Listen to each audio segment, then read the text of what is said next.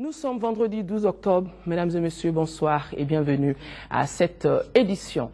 La deuxième session ordinaire du Parlement de la CEDEAO vient de s'achever à Abuja, au Nigeria. Une session qui a été longuement consacrée à la situation politique et sécuritaire de notre pays. Au terme de la rencontre, une résolution a été faite invitant les chefs d'État à soutenir davantage notre pays pour une sortie rapide de crise. Et justement, une délégation qui a pris part à ces travaux a été reçue cet après-midi même ici à Bamako par le président de la République.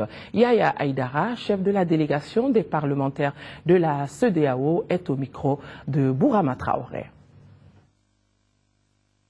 Nous venons de finir la deuxième session ordinaire de ce Parlement à Abuja.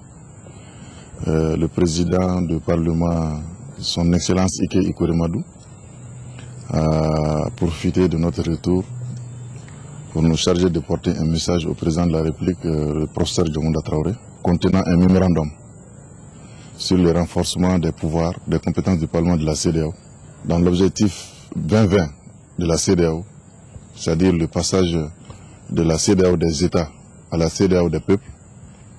Il a été envisagé de renforcer les pouvoirs du Parlement pour en faire, à défaut d'un Parlement législatif, un Parlement de co-décision. Nous avons apporté aussi les résultats de nos travaux. Nous avons remis au président de la République par intérim les rapports du Parlement de la CEDEAO et une résolution qui a été votée à cet effet.